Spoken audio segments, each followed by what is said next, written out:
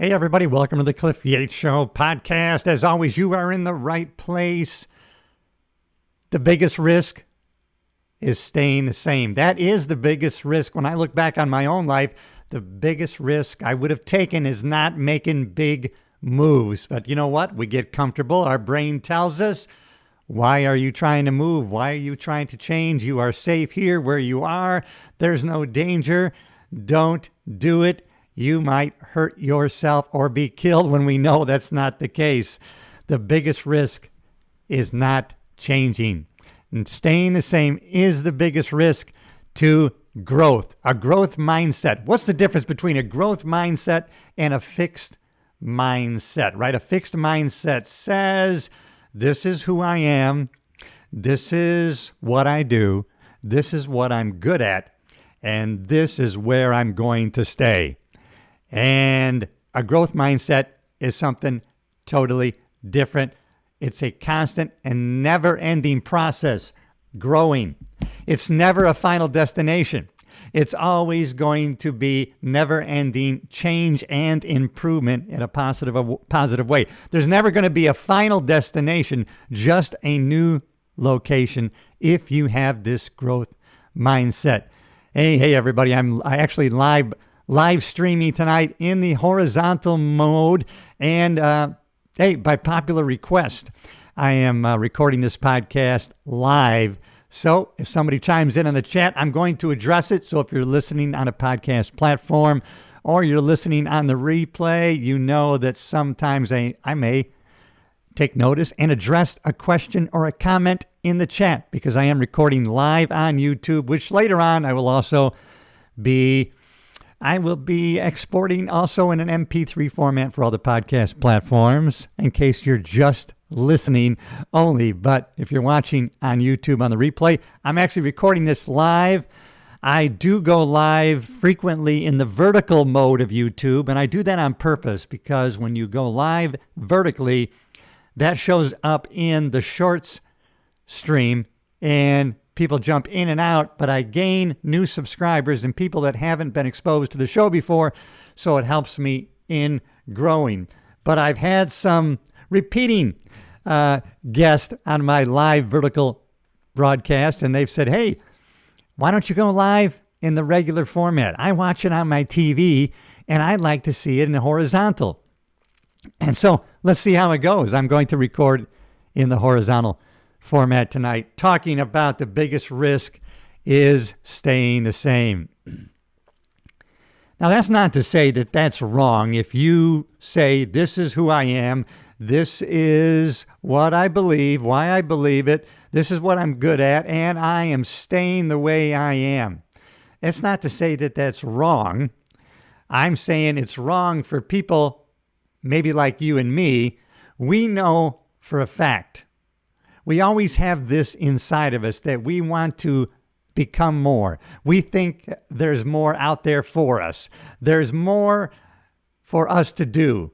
We feel like maybe we should be doing something different. So we have an inner drive in us, which causes us to start thinking of an image of ourselves in the future that is different from where we are today. At least that's where I started in my growth mindset back 40 some years ago, growing up in upstate New York, starting my police career in the Livingston County Sheriff's Department, a very small department, 20 deputy sheriffs.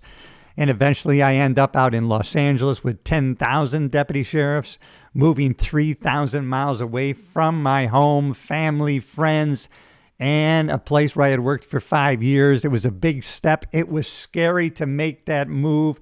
But as I look back, the biggest regret would have been to have never have done it. If I hadn't have, and it was too many times that I can think of where I almost didn't do it. I almost didn't take the leap of faith, but there was always something that said, take the step. And I'm so glad that I did. But now as I look back, and I was thinking before I started this podcast, because I thought about talking about a growth mindset, and I was thinking, well, I didn't have a growth mindset back then. I didn't even know what that term meant. But Now that I think about it, I kind of did have a growth mindset. Nothing that I had learned. It was something that was inside of me that wanted to try new things, who had images of trying new things, going to different places. And by watching movies and reading books, I was getting images in my mind of what I wanted to do or be, as opposed to where I was. And so in that regard, I did have a growth mindset, because when I think back, when I was first working for the Livingston County Sheriff's Department, we're talking 1977 part-time, and then 1978 full-time. I remember when you could first get an ATM card, and I thought, well, I want to try that, because I work midnight till 8. And so if I have an ATM card, I actually can go to the bank, put it in the outside machine thing, and actually get cash out, right? And I thought, wow, I can do that while I'm working. And I thought that was just the most amazing thing. But I remember I was the only one on the whole Sheriff's Department at the time, 1978, who had an ATM card. I remember people laughing at me. You go to the outside machine? Oh, I would never trust that. No, I've got to go in. I want to do my banking. And now everything's kind of totally flipped. So I did have a growth mindset, I guess, back in the day. So we're talking 42 years ago, when I was first on the Livingston County Sheriff's Department in upstate New York. I did, in fact, have a growth mindset, because I remember when the Betamax came out. Now, you're not going to know what a Betamax is, probably, unless you're just a very old person. Betamax, first it was VHS and Betamax, and they competed with each other. And the Betamax tape was a little bit smaller than the VHS. So I thought the VHS was going to win. So I bought the Betamax recorder. It was one of the first, video cassette recorders that they came out with. It looked like a suitcase, right? It was a big, thick thing. And I thought it was the greatest thing, man. So I was one of the first to get a Betamax. It cost, at the time, this is 1978, cost $1,200, probably would have been equivalent to $3,000 today. But I was the only one in my whole department, or anybody that I knew that had one. I got that Betamax, and I was so excited that, while I was at work, I was recording the Johnny Carson show. That's how long ago it was. Johnny Carson was on the Tonight Show. And so I remember being so excited. I'm going to come home at 8 o'clock in the morning and be able to have a little breakfast at home and watch Johnny Carson at 8 a.m. And I thought, wow, this is great. But I guess I would have been called a first adopter. So I was willing to, I wanted to try these new things. So in that respect, I had a growth mindset. And of course, I got it into my mind, hey, I want to work for a large metropolitan agency. Now, I had a couple of things that were kind of commingling, ideas, drives, and ambitions that kind of went hand in hand. I didn't know anything about stand-up comedy and that being a career. All I know is I watched comedians on TV. I replicated their routines at school, and so I started performing stand-up, not my own material, at my own high school. And then after graduation, I was going around with a band while I was going to college for criminal justice for my police work. I was getting paid $50 a week at the time to do stand-up comedy with the band. I was being paid already 18 years of age. And that went on for a few months, and I had a great time doing it. But of course, I didn't know anything about writing my own material at the time. And I didn't know it was wrong to be copying other people's comedy routines and repeating them. But what did I know? I was 18 years old, and I was actually just going really by instinct. But I guess that would be more proof that I had a growth mindset at the time. And then I joined the Livingston County Sheriff's Department, and then I got it in my head that I wanted to work for a large metropolitan police agency. Now, I ended up in Los Angeles, and maybe that was the universe working, or my subconscious mind working in favor to coexist with my ambition. I did have an ambition to be in the entertainment world also. So I was applying for police jobs in Houston, Fort Lauderdale, NYPD, That was really that was an exciting time to take my mom and my grandmother down to New York City. Our first trip to New York City, all of us, it was our first time in New York City, so I could take the New York City police exam.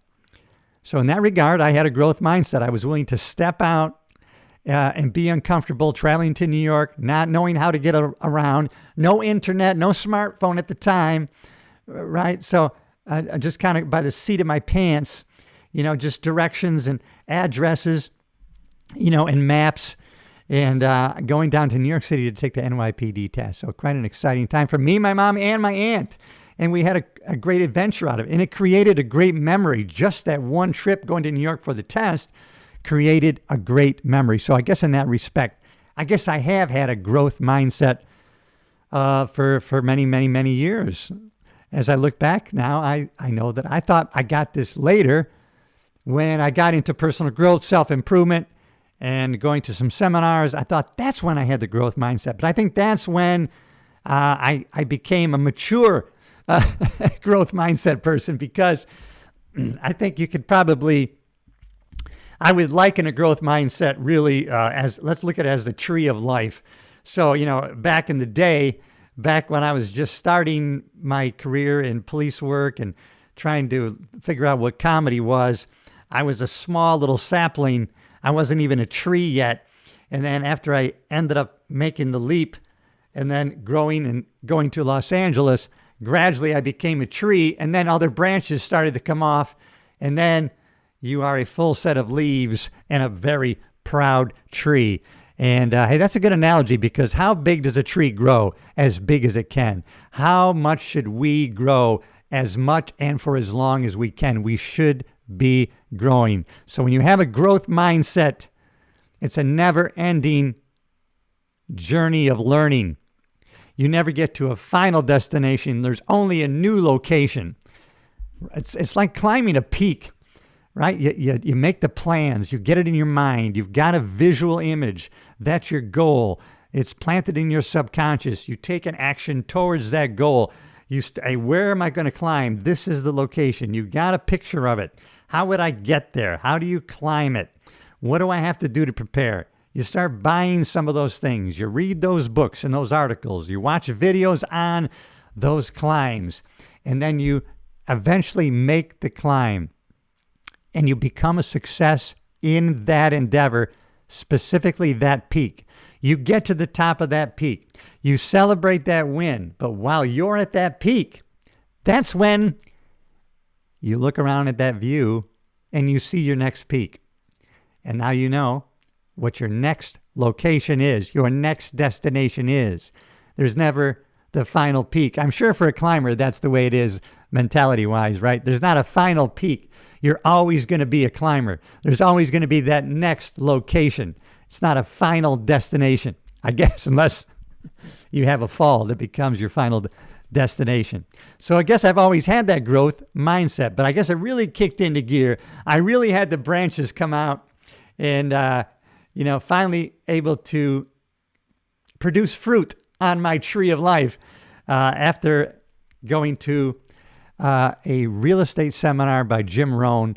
That's when I realized, wow, the thing to get hooked on is learning. The thing to get obsessed with is growing. And you know what? Then you start to realize everything is a lesson, no matter what. Even if you're in a job or a vocation that you really don't want, you know this is not where I'm going to stay. You can enjoy what you're doing while you pursue what you want. That's probably one of the biggest lessons that I learned that created an amazing change in my life, knowing I can enjoy what I'm doing while I pursue what I want. And so the joy happens now, not when I achieve. Now, knowing where I'm going, I have joy in the knowing I'm going somewhere else. I'm not staying here. And when you have that mentality, then you start to take in more lessons, because now you open your heart and your mind to everything that's happening in the now. Because otherwise you are living in frustration, anger, because you're in a place you don't want to be, and you're not going to be open to learning the lessons that you could get from the place where you're at, because you know, I'm not staying here. This is not my job. This is not what I do, even though it's what you do right now. But if you can turn it around, if you can look at something from a different perspective, then you can get a better read on it. Hey, we got somebody chiming in here with the chat. Hey, thanks for joining the live stream. I'm glad you're here. As always, good to connect with people. Hey, Married with Paranormal, glad you're back here. You are a return customer, always with a positive comment. So, of course, I appreciate you. Glad you're here. I was just talking earlier, and I think you sometimes show up, and I'm going live vertically. Sometimes I do Morning Coffee with Cliff vertical format on YouTube because it shows up in the shorts feed, and I get a lot of people from all over the world checking in. And some people have said, hey, why don't you go live in horizontal in the evening when I'm around, when I'm up, when I'm watching on my TV? And I said, hey, I will do it. I will do it. I listen to people, and oh, beautiful evening. Well, I don't know where you're at. It's a beautiful evening, all right, but it's been raining constantly up until, I would say, right now. It just stopped raining. I'm here in the St. Lawrence River, Thousand Island region of upstate New York, and it has been raining since 8 a.m., and it just stopped because 15 minutes ago it was still a light pour. And so, man, 11 hours really, it's been raining here. So, but you know what? We don't let the weather dictate our mood, do we? That has no influence on us unless we let it. And if we let it, believe me, it will, it can, and it would. But we do things to take control of our state of mind because we know how to do it. We know we change our physicality, how we're moving our body. We change what we're focusing on. We change what we're saying to ourselves. Self-talk is very important. The words that we say have great meaning because we are listening all the time. Bruce Lee said, don't ever talk negatively about yourself to anybody else or to yourself, even jokingly, because your subconscious hears it and it'll take action on it. Serious thing. Don't ever do it. I don't do it. And so, hey, listen, if you're coming on the live stream here, let me know where you are in the chat. I will acknowledge you and bring you on the board here, bring you on the screen with me, and I will answer any and all questions. And I've been talking about a growth mindset, a fixed mindset, the difference in each. And when I thought maybe I adopted that growth mindset. And I thought it was later when I got into self-improvement, personal growth, having gone to a negative place mentally, and also in my career was not going well with the LA Sheriff's Department. All of a sudden, it was in a downhill spiral. And mentally, I was in a downhill spiral, and then took the action, right, and got my real estate license, ended up at a Jim Rohn seminar. And then I realized, wait a minute, when I change, things are going to change. I'll try it. I'm at the point where I'm going to go for it. If you say that that's true, let me try it out. You're saying if I change, things will change for me. Okay. I changed what I was thinking. I changed what I was doing. I changed how I was relating to people and the relationships that I was building, and everything changed for me. And then I got excited all the way up until today because I saw the results, and I was so happy that I realized, wow, I had the power all along. Now you have to remember, and I'm talking to myself as well as you, don't look back. I wish I would have done it sooner, but I didn't do it sooner. I didn't act sooner. Listen, the best time to plant a tree, I think it's a Buddhist belief or some kind of Hindu saying, the best time to plant a tree is 20 years ago. The next best time is right now. So don't worry about what you didn't do in the past. Well, let's focus on what we can do right now, today, and tomorrow. And when I say tomorrow, I mean, what can you do today? We can't time travel tomorrow, but today we can plan for tomorrow. Tomorrow, something different may happen and throw us on a different direction, a different path. But today, we can plan for tomorrow. Tonight, before we can go to bed, we can review the day. How did it go today? How did I do today?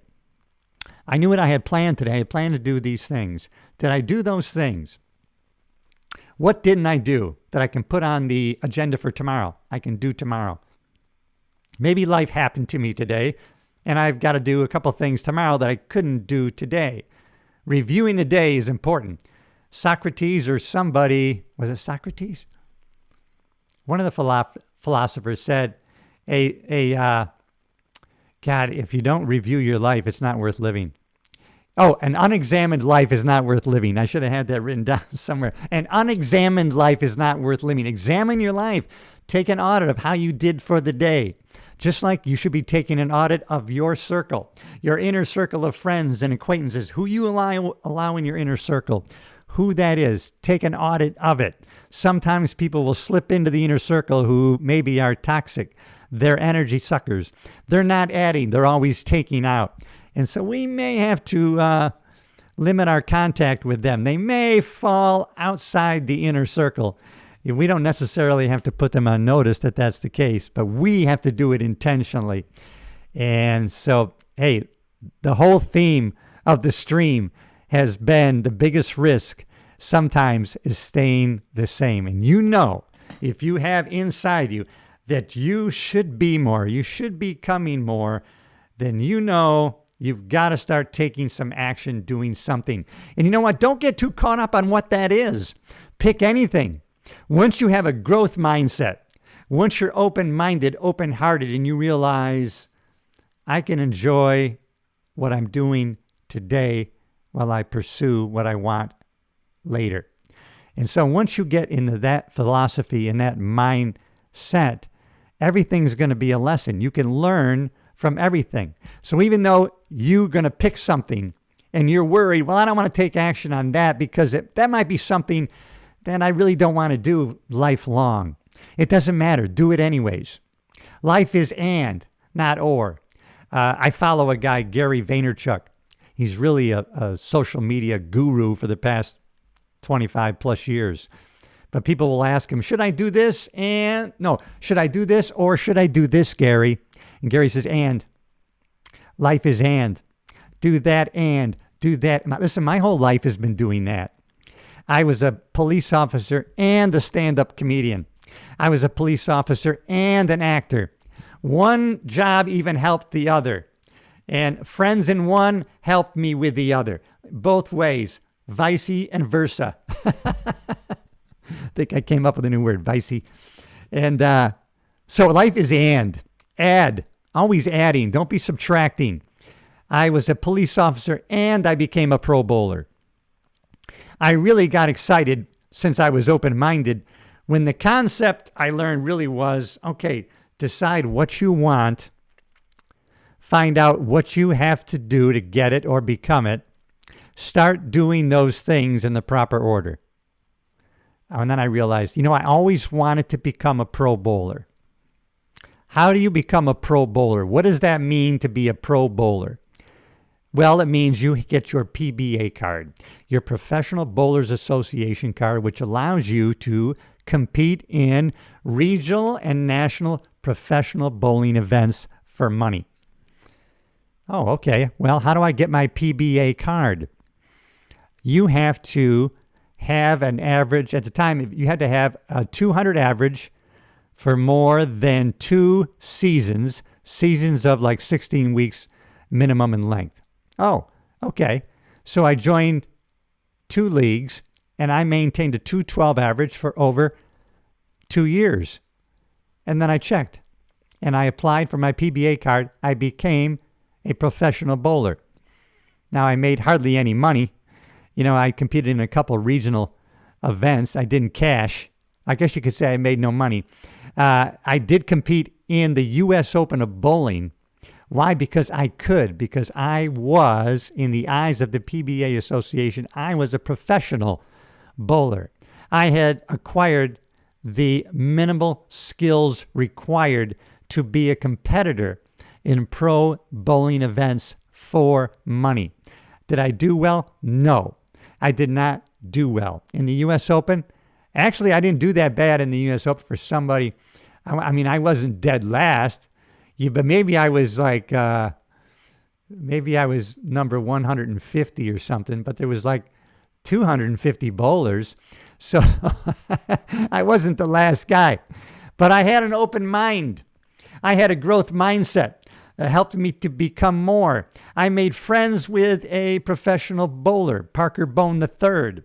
At the time, I was working at Universal Studios for the LA Sheriff's Department, and Parker and I became friends when I was competing in the U.S. Open. I was a fan of his, and now I'm meeting him on the lanes, competing in the same tournament that he was. And to me, that was a big deal. And so we got to talking, and he had his family in town. He's from Pennsylvania, New Jersey. He's from Paterson, New Jersey, and he was in town. And I said, listen, why don't you come up to Universal Studios? I'll assist you in getting a VIP pass into the park, and you're going to have a great day. And so he came up, and I met with him and his wife, and I arranged to get them in a VIP tour of Universal Studios. And he was so appreciative. At the end of the day, he was this was such a great day. Give me your address. I want to send you something. Okay. And it was about a week later, I got a bowling ball from Parker Bohn III.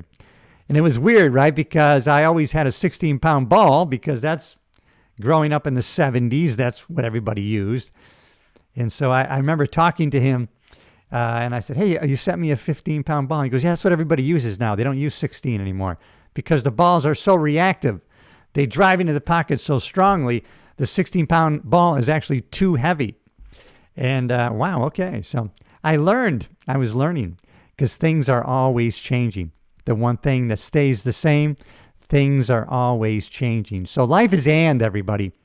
The risk you take in your life is staying the same if you want a fulfilling life where you're constantly growing. Now, you may not want to. This is what's great about our life. You live the life you want to. If you want to sit on a mountaintop and stare at the clouds and meditate, you have a right to do it. I'm talking to the people who have an inner drive. They feel like they're meant for more. They feel like they should be doing more. They feel like they could do a lot more. And what most messes with the mind, Jim Rohn said, is when we're not doing what we could be doing. We're not living up to our full potential. He always gave the example. Someone asked him, I make $50,000 a year. Is that enough? Is 50,000 good? Is that enough? And he said, yes, 50,000 is enough. It's if it's the best you can do. If it's not the best you can do, it's not enough, and you will not be happy with it. What most messes with the mind is when we're not living up to our full potential, or we're not trying to, right? We're not on that journey. It's okay if we're not there yet. The pleasure's in the journey, and you should pre-rig it. Pre-rig your journey with the joys in the now. The joys in the journey, not in the end.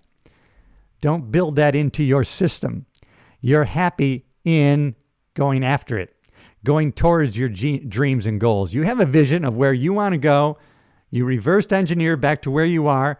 You've got a game plan of how to get there, but the joy is not going to come later. The joy can be baked into your cake now. So don't put into your mentality, if you're writing a book, I'm looking forward to starting my book, because then the joy is built into the beginning, and then after that, it's going to go downhill. So you want to change that mentality, that philosophy to I can't wait. I'm looking forward so much to finishing my book. Then every step along the way is building. You're building to a crescendo, to the orgasmic end. It's almost relatable to sex, right? The pleasure isn't in the beginning. It's leading up. It's building. And so we can build that into all of our ambitions. That doesn't mean we have the joy in the journey, but don't have the joy all at the beginning, and then you're not building to anything at the end. There was another metaphor that I was using recently, and it was about when you walk by a sink full of dishes, and you think to yourself, oh my goodness, I dread starting this. Instead, get a picture of your mind, what that kitchen looks like when that sink is empty, polished, and dried off, and what that looks like. That's what you have in your mind. Begin with the end in mind, and then it's going to be a pleasure starting from the beginning, but building to the end. Right now, every dish that you wash is another step toward that end vision that you created of that beautiful, clean sink that is empty. And if you're in a constant, never-ending growth mindset, Tony Robbins used to call it CANI, constant and never-ending improvement, you're going to start looking at things in a different way. So we got my pro bowler life. Now listen, when you get into something, when you immerse yourself in a field, which may happen if you pick something you think that you want to do,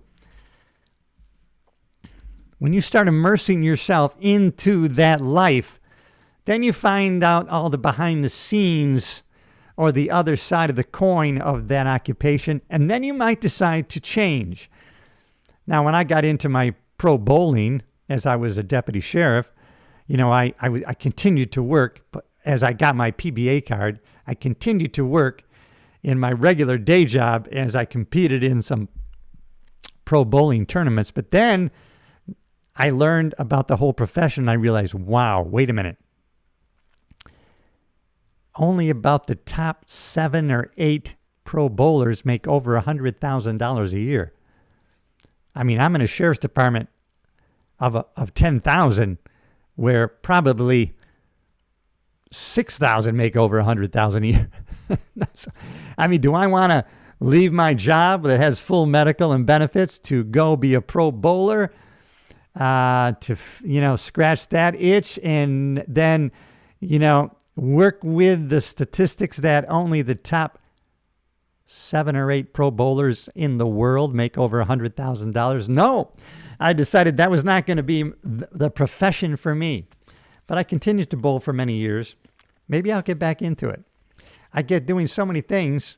Sometimes we have to pick and choose what we're going to focus on and what we're going to do. And we go through different seasons and stages of life where we were doing this and now we're doing something different. Sometimes people will say that to me, Cliff, you were into this and now you're doing that. Yeah, you wrote a book. I thought you were a writer. No, I still am a writer, but I'm doing this now. I love doing this. I still love writing. I love even just the physicalness of typing. And so there's another example of how I was always internal learning, right? In high school, I was one of the few guys who took typing class. Now, like a lot of things in my life, where it turned out to benefit me, my initial motive wasn't always the best motive to have, right? And this is another case where my motive for learning how to type was because I wanted to meet women. I wanted to woo the girls in high school. I wanted to have a girlfriend. I wanted to be around girls.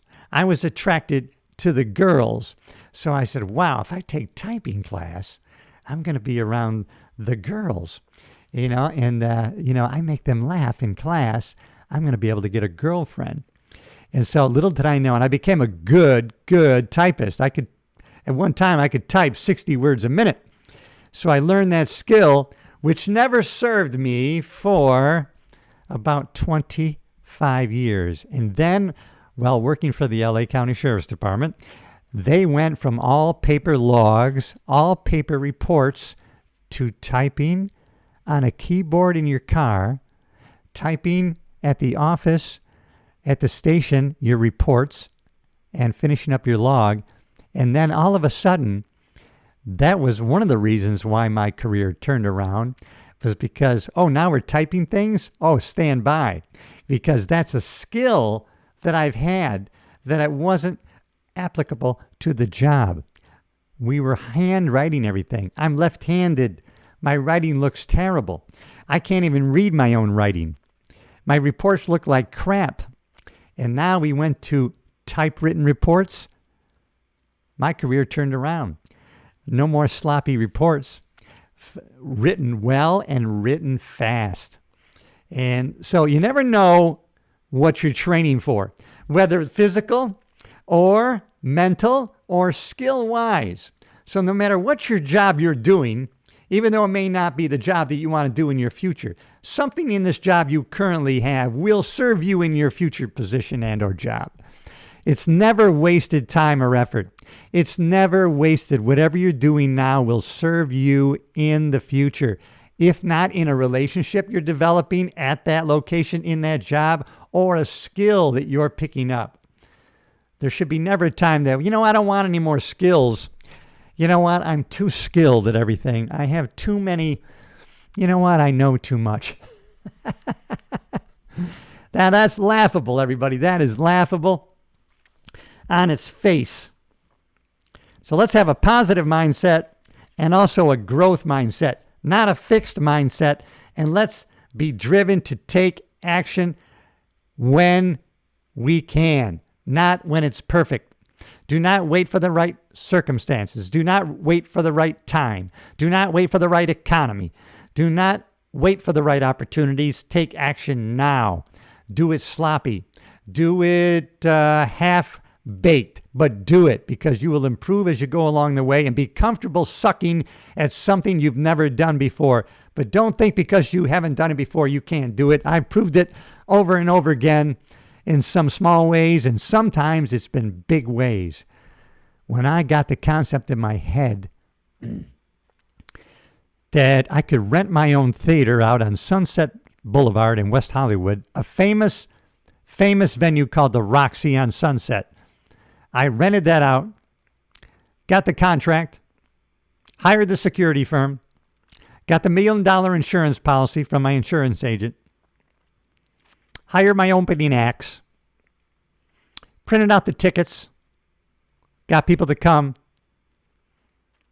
and they paid me to see me perform. Now, had I rented a theater before? No. Had I done a contract for a venue before? No. Had I ever got a $1 million insurance policy for a venue for a one-night event before? No. I figured it out. It took me a couple minutes. Hey, my insurance guy, hey, Patrick, I have to get a $1 million insurance policy for a comedy show I'm doing at the Roxy on Sunset. Oh, hey, no problem. I've done that. I'm going to give you a doc. It's called a deck sheet or whatever it was called. Yeah, I can fax that over to the venue. Yeah, it'll cost you, $280. Oh, okay. Give me the night of the show. Give me the address of the venue and their fax number. Okay, done.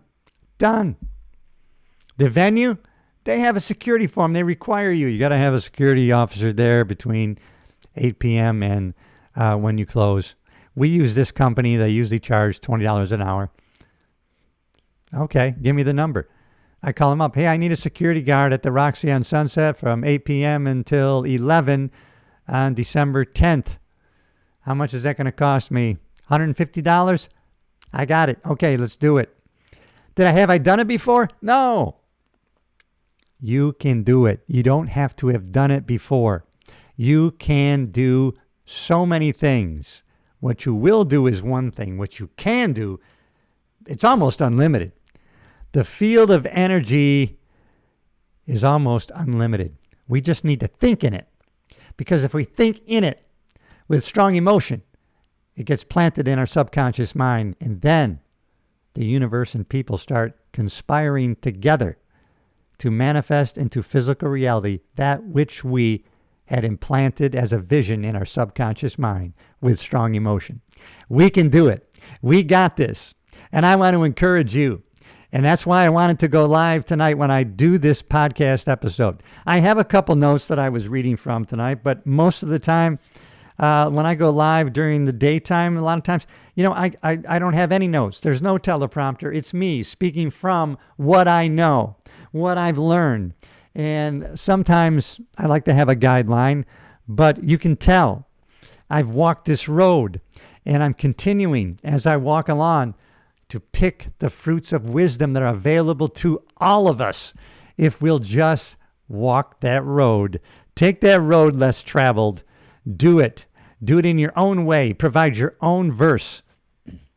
I'm inspired by that saying. Provide your own. What is your verse for the world? And I was inspired by a movie that I saw today. The one good thing about being reined in here at the cottage is, what can I do? I can watch an inspiring movie. So I watched a movie that I have seen probably 15 times. And the movie is called The movie, I'm almost, The Dead Poet Society with Robin Williams.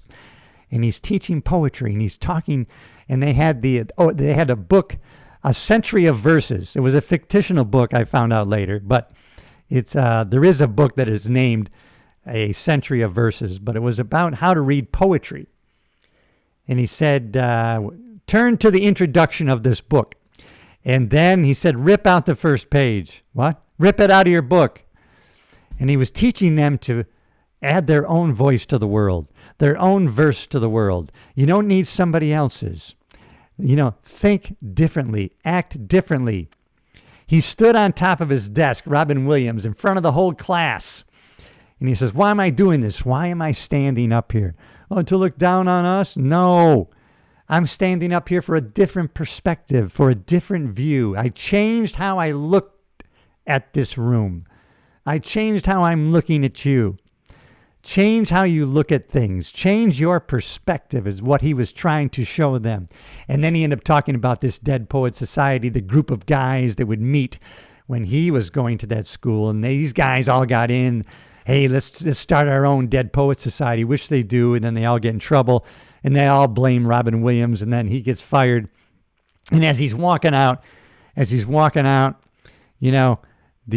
old curmudgeon professor, he's taken over for Robin Williams' spot. And then Robin comes in to take some stuff out of his office. And as he's walking out, one of the students jumps. It wasn't, they made us say it, it's not your fault. And the teacher's yelling for him to sit down. And then the guy just jumps up on his desk and he stands there on his desk. And then another one stands on his desk. And then another one stands on his desk. And now everybody was involved in this new Dead Poet Society, like 7 of them, they're standing on their desk facing Robin Williams. And Robin Williams is looking back at them. And they say, Captain, my captain. And Robin Williams says, thank you. And it's a tearjerker. I don't know. There was tears for me. It's funny. I cried during that part of the movie at the end.